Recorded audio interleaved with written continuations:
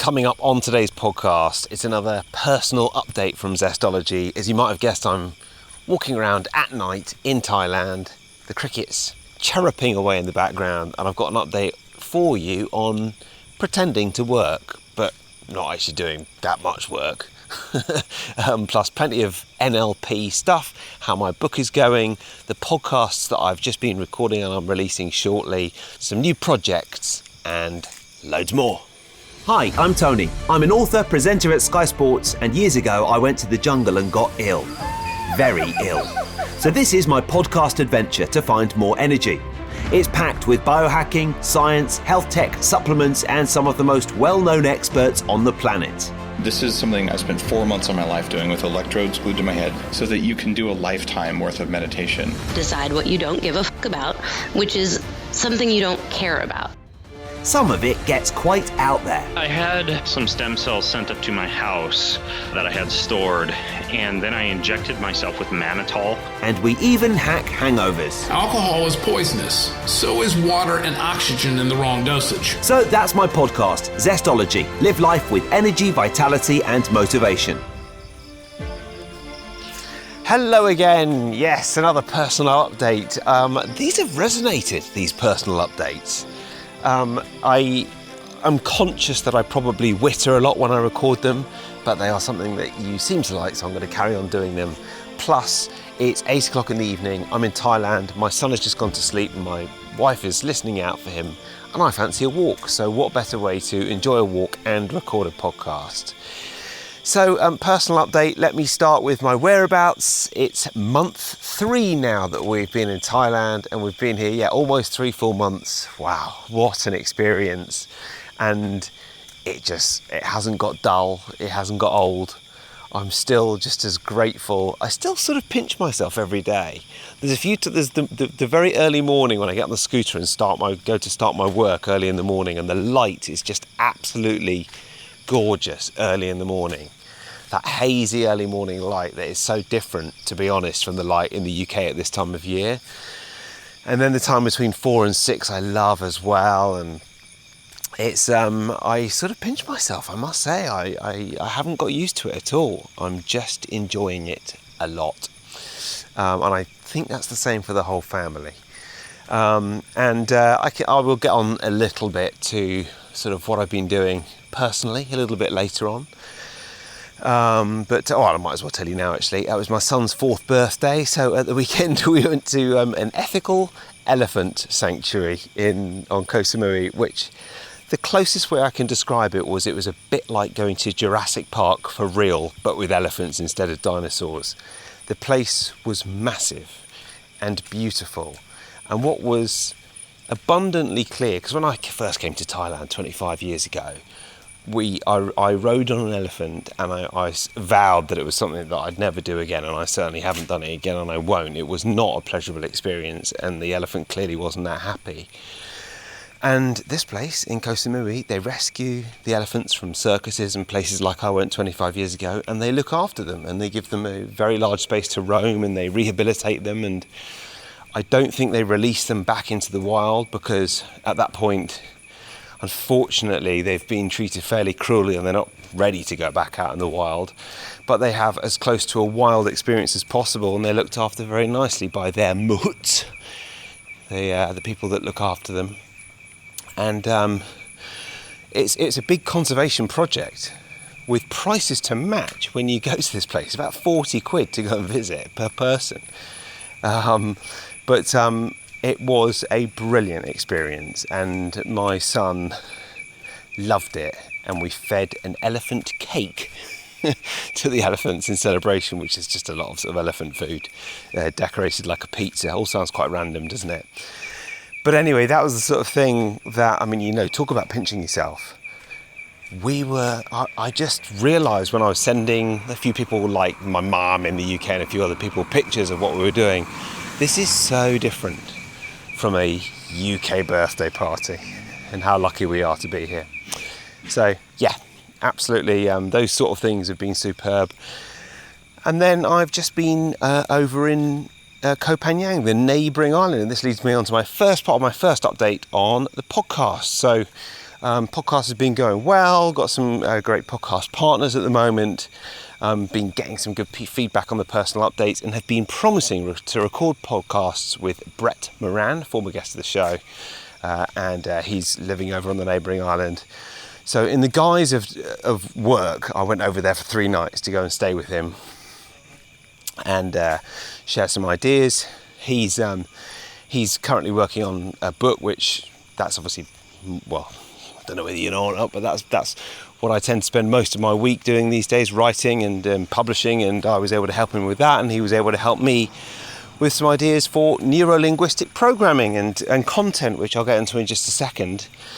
And we recorded a podcast which is coming out either next week or the week after, and we jumped on the scooter in true Brett style, barefoot, bare-chested. We rode up a hill, got to a viewpoint, parked the scooters, and just recorded a podcast overlooking a bay. We must have been able to see 10 miles into the distance, across the bay, up the mountains to the jungle and the treetops. Just an absolutely fantastic spot to record a podcast. And I think you're going to enjoy that one as well, because I think what Brett offers is 2 things. Firstly, he's a meditation expert, which obviously that's bang on topic for zestology. And secondly, he's been living out here for 7 or 8 years, and he's just made this life work so well. It's an extraordinary life when you think about it. I mean, he lives by the beach. We're getting up every morning and walking on the beach for a couple of hours. And I know I'm sort of doing that here as well at the moment, but ultimately we are going home in a month's time, and he just lives here. And then when you go around the island, he knows everybody. Bumps into unbelievable amounts of people that he knows. And I said if there was an unofficial mayor of Koh Phangan, he would be that person, because everyone knows him and everyone loves him as well. So that podcast is coming out either next week or the week after, I think. And we went and did ice baths and sat around fire pits and ate loads of delicious food. And it's basically where he lives. You have to drive over a mountain to get there. It's an extraordinary drive at night. At first I wasn't sure whether to be slightly terrified or not, but actually it was good fun riding across on a moped, and not a car to be seen, quite deserted. And as you're riding up and up and up this hill for about 20 minutes, you can feel the temperature change. It gets quite chilly even in Thailand, and then you come back down the other side and you feel that beautiful warmth enveloping you as you get towards the beach.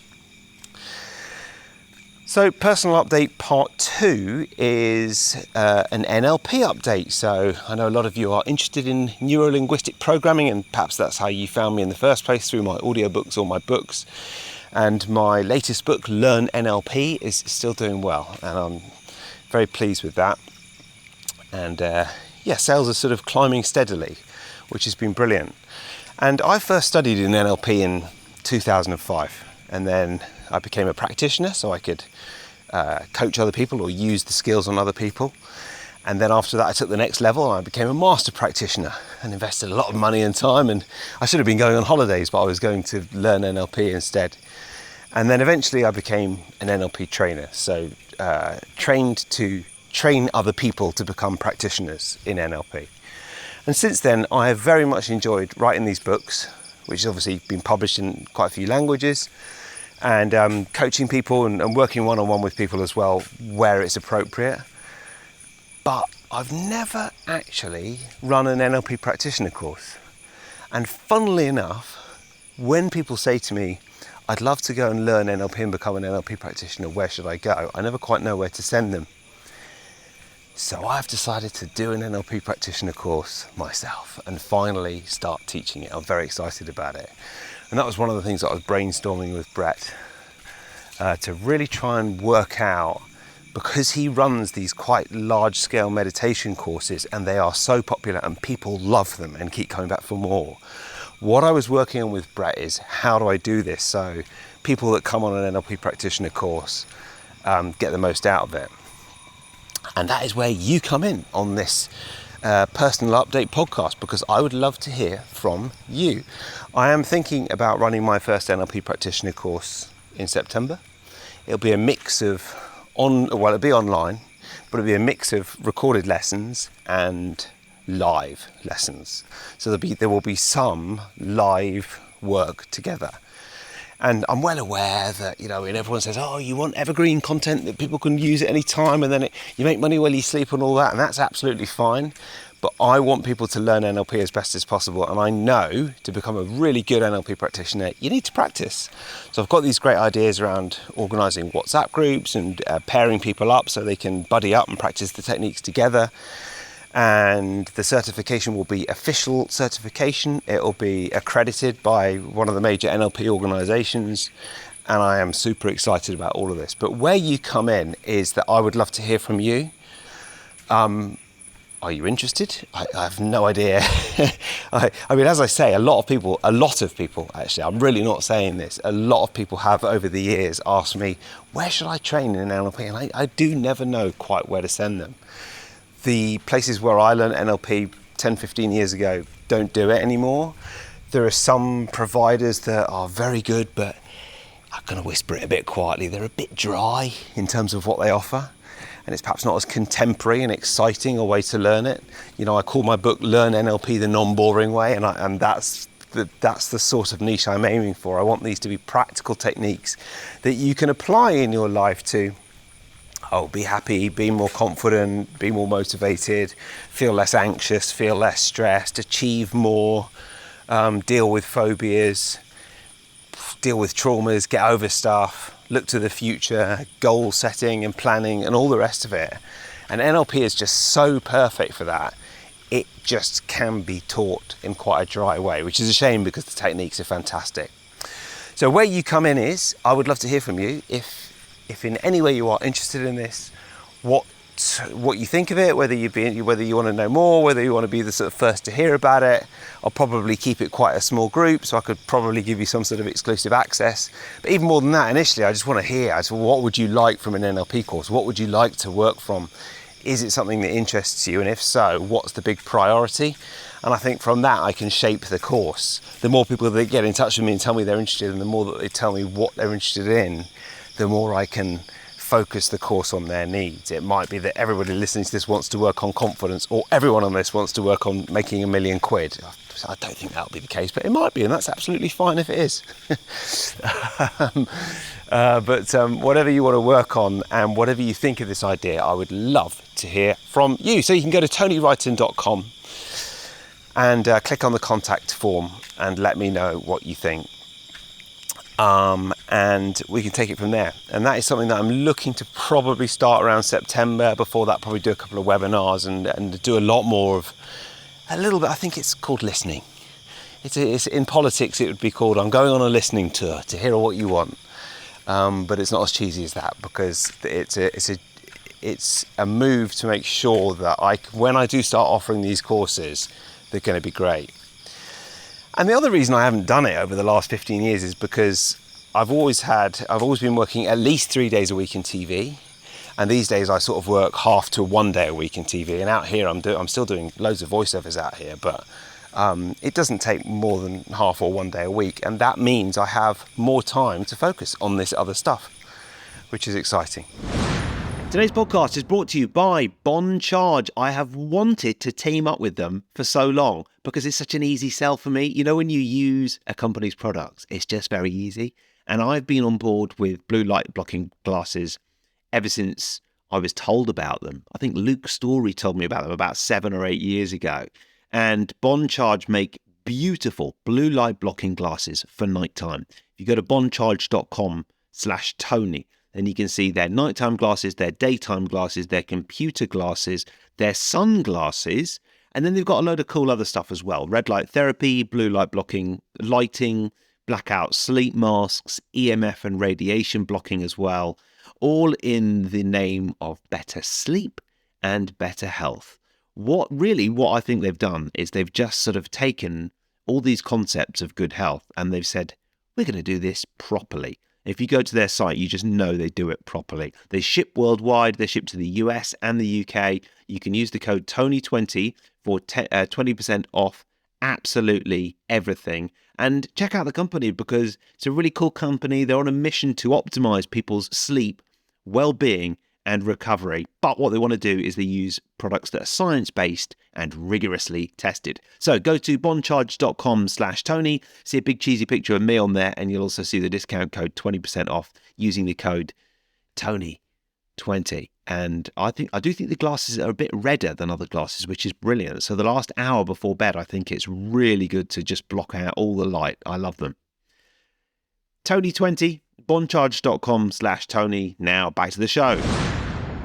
So that's been uppermost in my thoughts at the moment. I am writing this book at the moment on burnout, and that'll be hopefully second draft. The first draft is well and truly finished. The second draft will be finished in the next 2 weeks, maybe. I'm hoping 2 weeks. And then we haven't got too much longer out in Thailand. We've been here for almost 3 months, and we return to London at the start of April. And people keep saying, why are you going again? And it is quite hard to answer them, apart from what I said last time around community. You know, focusing on those things that are most important. And this stat that I think I may have mentioned last time, I'm going to mention again because it's just been blowing my mind so much.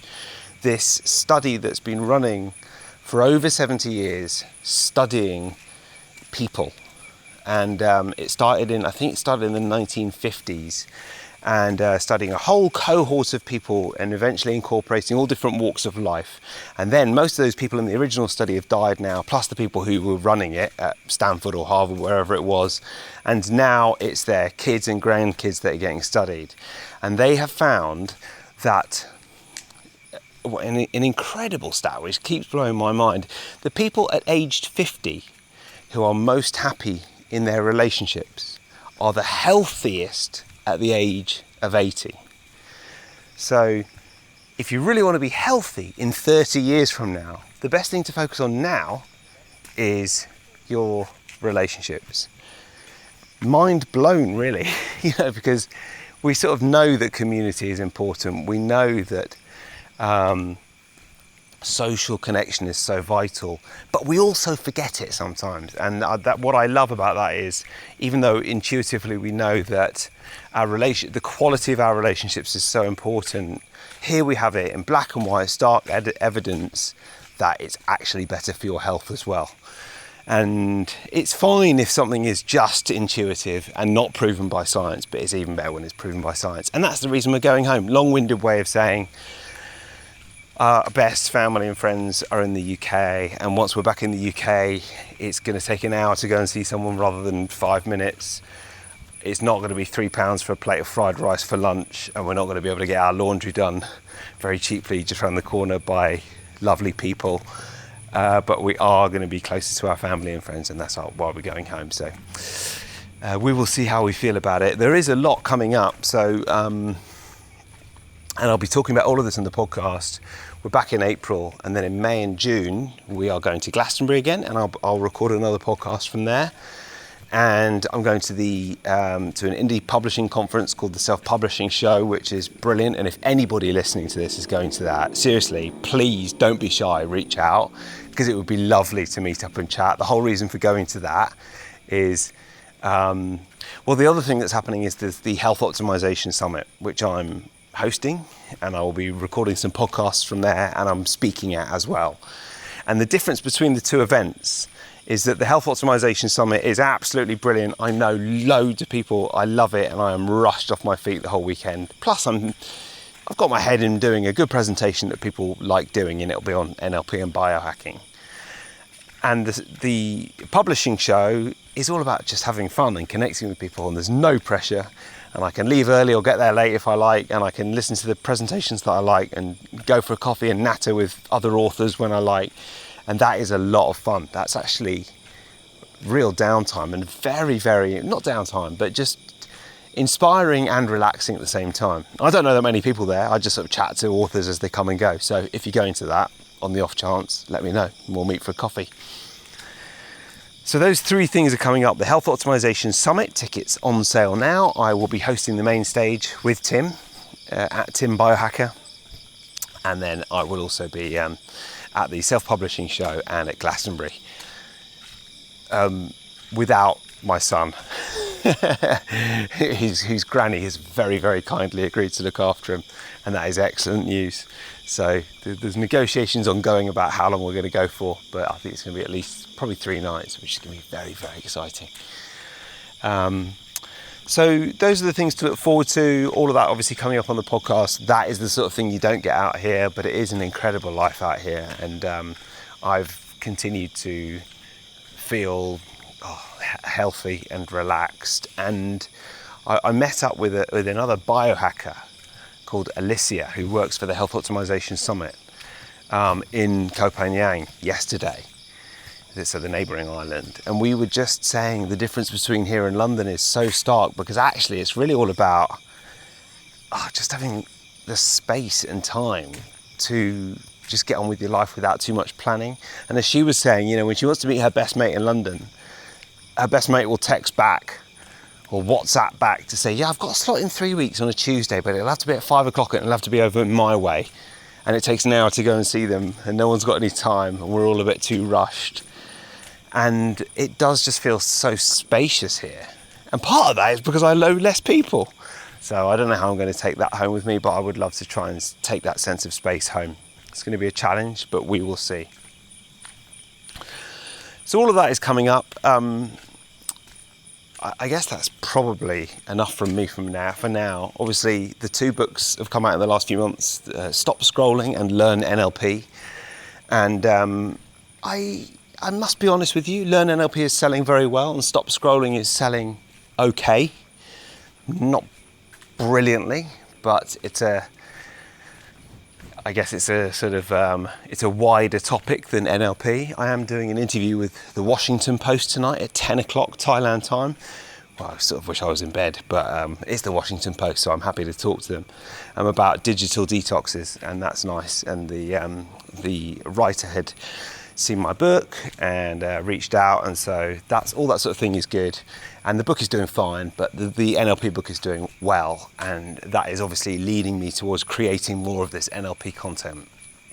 I'll probably start posting a little bit more on Instagram and maybe Facebook as well, in terms of, I've written this book, it took me ages to write the book on NLP.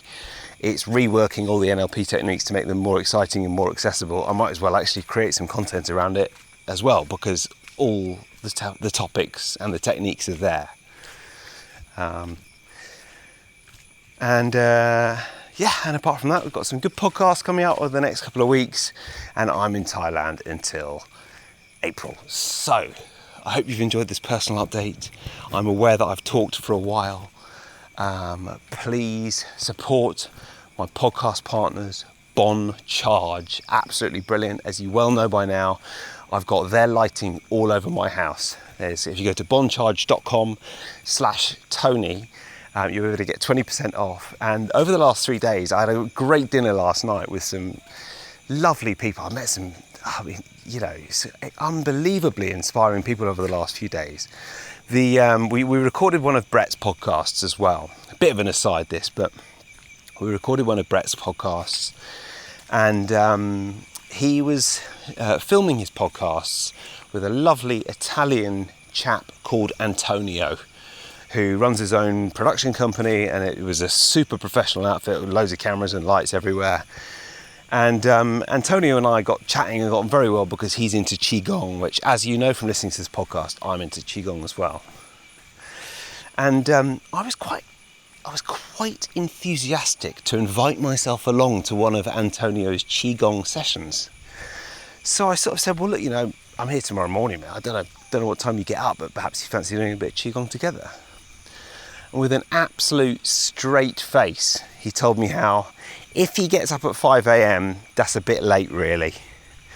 He said, it's best if he gets up at 4, gets himself up, does half an hour of meditation, and then 2 hours of Qigong in the morning, and then at 7 he's ready to go. At which point I said, do you know what, mate, you're on your own. I'm not going to be up that early.